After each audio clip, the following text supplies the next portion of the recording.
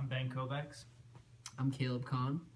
Tell us about the Guardian project, would you say? Or Yeah. So Guardian, the whole idea of Guardian was to create a way for kids to be able to train boxing and jiu-jitsu they couldn't afford to, and we weren't sure exactly, how that would all morph out. But essentially, we took the big step of securing a space in downtown Oakland to be our first location. Opened our doors. Took a long time to kind of get going, obviously, but now today we have over 130 kids training jiu-jitsu and boxing completely for free, and about 125 paying adult members that train on a donation basis where they kind of pay what they can afford for their classes. And Caleb, you are the head coach. Yes, I've been leading the grappling program for just over a year now, and we have grown a lot in this year. We started with just about 0 kids, and now we have, what Ben said, about over 130. The jiu-jitsu program has been great. We've been to a couple competitions, both kids and adults, and have seen a lot of success there. But most importantly, the kids that have been consistent have matured so much, both in their jiu-jitsu and just like in their daily life, quality of life. You can go on our social media and see a lot of those testimonials. Our kids talking about how jiu-jitsu has really helped them and improved their life and how important it is to them. And the amazing thing is a lot of these kids, they don't have parents bringing them to the classes, so they have to find a way to get there on their own, or they have to take the bus or ride their bike. So these kids are working hard off the mat to get to practice, and they've really been an inspiration to me too. It's been an amazing experience. That's cool. Yeah. What started the Guardian, and then what's kind of the goal of the program? And you guys can chime in anytime.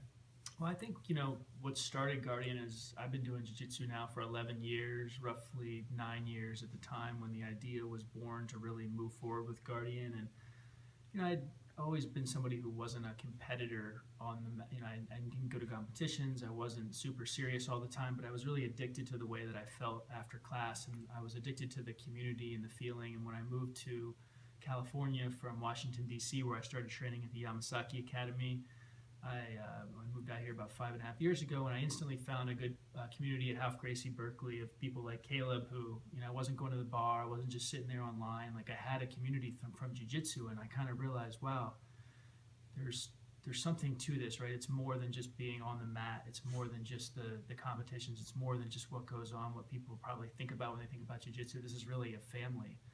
And I think the idea really hit me the one day when I was talking to a middle-class family, a dad who was a construction guy, a mom who worked for UC Berkeley, and I was joking with them about, when are you going to get your kids into jiu-jitsu? Because they had 2, I think, twin 4 or 5-year-old girls.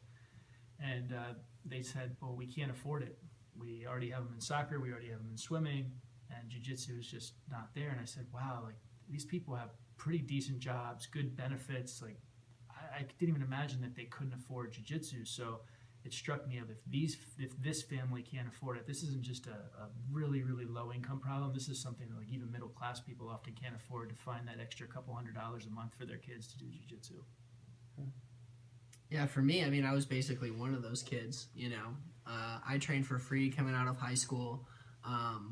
My wrestling coach, David Clayhan, who is also the owner of Half Gracie Berkeley, kind of reached out to me because I remained local. I didn't go to college after high school, and he was like, come train. I was like, I don't know about all that. And I tried it once in high school, and I didn't like it. It was just like a horrible, uncomfortable experience, getting like choked and stuff. But I came back like when I was 19, and I just fell in love with it. He let me train. Unlike Ben, I competed a lot, and really put in the hours to get better at it, and enjoyed it. And it was really my outlet because I didn't have anything else in my life kind of going for me. And man, it got me down to Brazil for 6 months. It introduced me to some of my best friends. A lot of people that were older than me at the time that were good role models. When I was just a kind of young, lost 19-year-old, and here I am, 28, kind of handing off the craft to the next generation. It's really been a blessing. So, yeah. When you talk about inspiration, like being inspired, if you have any stories that you want to share with us, that'd be awesome. But also, maybe what's some things that you do actively in your classes or on the mat or off the mat to inspire your students? hmm I mean, I think I try to keep a positive environment, and I try to create drills that involve, team building and just small group activities where people are helping each other out, like helping each other balance on the yoga mat, or doing like fun little relay races, and just making the environment fun so people are learning and they're not even realizing it. And I always tell their students, I always try to point out to them, like, do you remember on your first day when you couldn't even do like a forward roll, and here you are doing like forward rolls and cartwheels and backward rolls, and just having people kind of reflect on where they came from, because jiu-jitsu is such a journey. It's easy to forget where it all started, that like you were a white belt 9-10 years ago, and that if you keep working at it and focus, you can learn so much and improve it. Not only jiu-jitsu, but anything in life, because the hard work you put into jiu-jitsu is so transferable to everything in life. Yeah. Ben, what about when you talk about transferring stuff? So there's probably struggles with starting a gym, maybe in like Oakland, where rents, I'm sure, pretty expensive and whatnot. Can you share with us some of the, maybe not big donations, but donations that people make, and then how that works, and also maybe some of the struggles of a nonprofit, or the positives, things that you've learned running running a nonprofit? That might be a difficult question. It's a big question, but I mean, I think it's just a lot of common sense, right? Running a nonprofit is essentially like running a small business, being an entrepreneur, or doing anything else that's in the for-profit space. It's not rocket science. I think it's important to surround yourself with really good people who understand, like a great lawyer, a really good accountant, a few basic people that can kind of get you set up right from the beginning. You can't be really foolish and think like, oh, I'm going to do this for $500 or something. You got to be reasonable and think, okay, I've got to put the money aside, or have the money donated or allocated for really paying for this stuff up front, or have the people lined up that are going to do the work pro bono. I do find sometimes, on the pro bono side, it's a little bit harder. Like, it's better to just figure out like how you're going to pay for things and get it done right from the beginning. But once you have the initial stuff set up and the initial paperwork set up and everything, it's really not that hard. It's a lot of common sense. We've taken the approach with fundraising of not being tied to any one particular donor, where we're not taking corporate money, we're not taking government grants yet. Hopefully someday that would be great, but we decided we'll fund this ourselves with our own money. We'll get donations, and then we'll have an adult membership component to our gym, which will obviously not be very fruitful day one or month one or even month 5, but now, after 13 months of having the doors open and having 125 paying adult members of all different ranges, we're really starting to see the fruits of that come through, where over half the cost to run our nonprofit every month are coming from our adult memberships now. And over time, hopefully that means less and less money is needed from big folks, because you got to be careful, right? At the end of the day, we're a fight gym, we're a gym teaching boxing and jiu-jitsu, and not everybody gets that. And so you don't want to take bad money. You don't want to take money where someone's going to force you to be doing something that's not good for your program, that may get you some money in the door and keep your lights on for a month, but ultimately ruin or degrade your program, or dumb it down to a level that's going to take away from it anyway. And I've certainly already seen that. People want you to add certain programs, or they want you to do something that you just don't think is there. And I think at the core, but offering boxing and offering jiu-jitsu for free for kids after school every day is a huge undertaking in itself.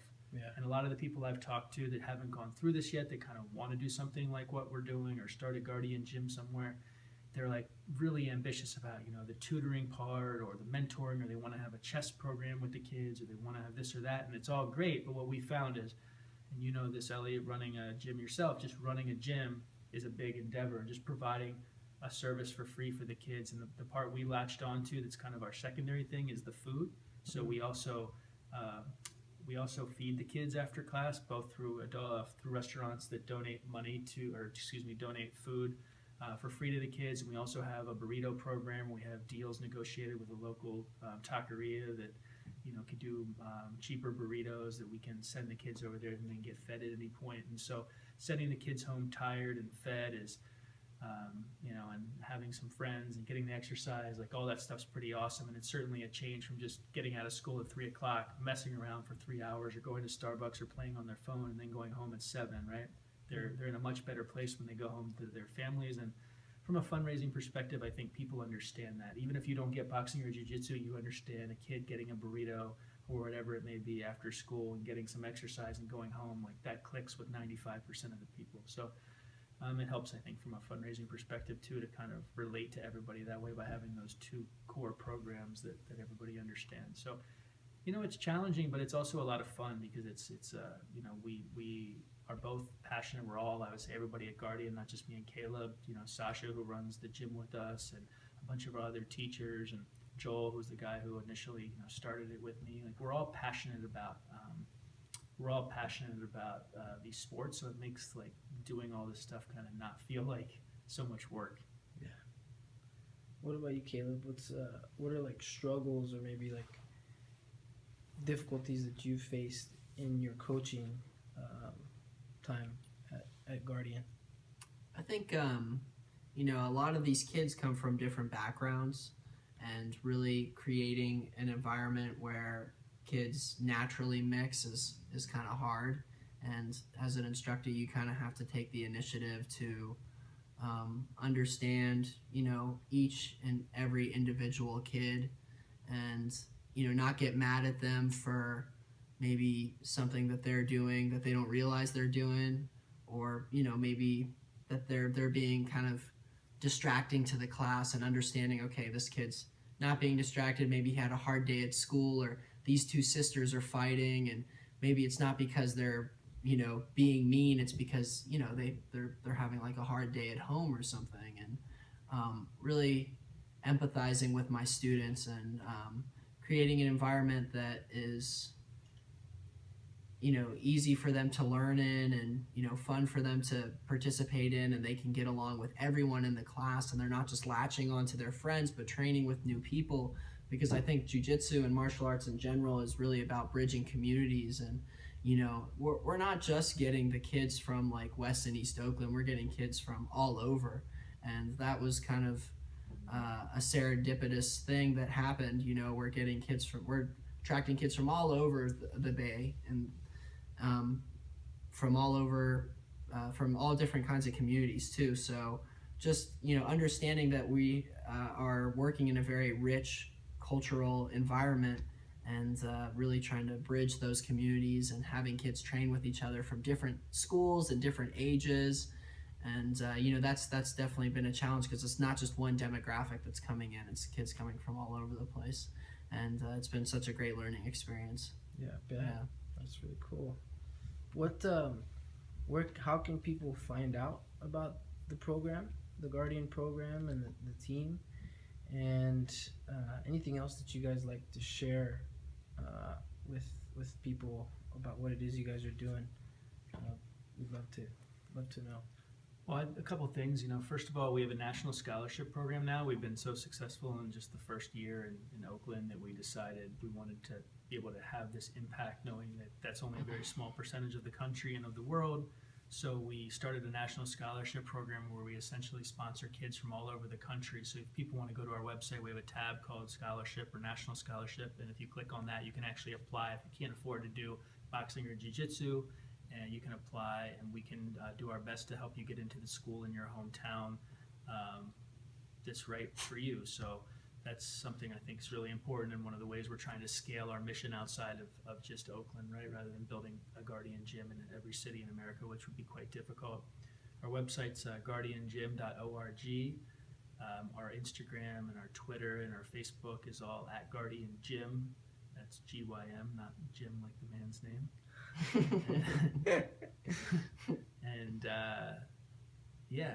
if people, we accept donations, even like really small stuff. Brian Stan was recently on the Jacko Willing. Brian Stan from the UFC is one of our first board members, and he was recently on the Jacko Willing podcast. And he was talking about Guardian. He made a great point. He said, even if you give $5 or $10 a month to what we do, it makes a real difference. And we've gotten tons of those type of donations just in the last month. And people may not think like, one cup of coffee or whatever it is a month is going to make a difference, but it does, because when there's 500 people giving $5 a month, it makes a big difference, and allows us to expand and plan our programs and everything. So it's not just about getting those $5,000 and $10,000 checks and stuff from major donors. It's about anybody can contribute and make a difference. And our idea is not novel, right? Like, we're not the first people that ever thought, wow, we should create a free way for kids to do this. We've just done it, and we get, me in particular, I get reached out to a lot by people all over the country, like, hey, can I talk to you about how to do this? And I think the first step is like, or the first idea is like, you just got to do it, you just got to like start. I'm an idiot in a lot of ways, right? I mean, you tell everybody I'm not that good at jiu-jitsu. I just love it, I'm not like, a genius or anything. You just like, but you just got to do it, you just got to do it. And I'm happy to talk with anybody about, the Guardian Scholarship Program, or even if you don't want to do anything with Guardian, about just, how did we do it, or should my school be a nonprofit versus a for-profit entity, but you got to put in a little work on the front end, right? And like do the research and know things, not just like, oh, I want to talk about it because I have an idea. And I think, we're all happy to talk, everybody at Guardian, we're happy to talk with those people who have put in a little effort on their side and started getting a ball rolling and now have some actual questions. So, guardiangym.org, at Guardian Gym. You can find us both on Facebook and Twitter and Instagram and all that good stuff. And we'd love to see a world someday where every kid and every adult can train boxing or jiu-jitsu, even if they can't afford it, and there's just too many people that are out there right now, especially these kids, that it's just crazy. Like, I think Joe Rogan has that quote, the world would just be a better place if everyone did martial arts. And I think that's very true and very simple, and just that alone would change a lot of lives. Anything like that? I mean, I think really, like, as far as changing the world through martial arts, there's like a couple things that everyone in the world needs. You need food, you need shelter, you need like clean water, and I think in the top 10 is martial arts, What is it about martial arts? What is it about? Because I agree with you, but what is it about that do you think that makes it so special? I mean, I think martial arts is something, especially grappling and jiu-jitsu, it's so pure in a way. It's so pure that it's really just, it's two people, in a conflict. And I think there's a lot of resolution that comes through conflict, Everyone these days, it's all about like, oh, we shouldn't be competing and everything should be easy and handed to you with a silver platter. But I think working hard at something is so important, and competition is so important, because then you have to be strategic and you have to think ahead of time and be organized with your approach to things, and not just rely on your strengths but also look at your weaknesses too. And I think that's why martial arts are so hard for people, because you don't often get that instant gratification, especially with jiu-jitsu. And, you've seen all these inspirational stories about how a person with one leg, no legs and arms can train martial arts, like people can really adapt and overcome their weaknesses, because they look at their strengths too. So it's this huge dynamic thing that is just amazing, and it's such a challenge. And that's really what I think kids need, is I think they need a challenge. And they need to confront that challenge too. It's a natural confidence too, right? Like, I grew up my whole life playing basketball, and I always look at people and go, I think I could beat that guy up. I'm bigger than him, I'm faster than him, or whatever. If, whatever, you see a guy at a bar or something. But I realized later that I was just scared my whole life, like I didn't really have a confidence. I didn't really know how tough I was, if I was the toughest guy in the world or total pussy. Like, I had no idea, right? And now I realize, like, after I started doing jiu-jitsu, I quickly realized, holy crap, like, I'm not that tough. Like I'm getting tapped out by girls, I'm getting tapped out by little kids, I'm getting tapped out by guys half my size. And then I slowly had to build a real confidence, right? Like through years of doing jiu-jitsu, you know, and boxing and some other stuff. Like now I feel like know where I stand in the world because I finally stopped pretending and living in a world of false reality and fake confidence and got into a world of like, okay, you're not the toughest guy in the world, but now you've put in a lot of effort and thousands of hours on the mat, and like, you know, you've got some basic skills, and I don't walk around thinking, oh, I wonder if I could beat that person up anymore, you know, or something like that. It's not like a good way to go through life. And I think to answer your question, that's what martial arts and specifically jiu-jitsu does for people, right? It really builds kind of a reality of confidence of where they really are, and you know, makes them not want to fight, not want to do things off the mat because they're challenged on the mat. That's a big difference, you know. Awesome, guys. Thank you very much. Thanks for having us.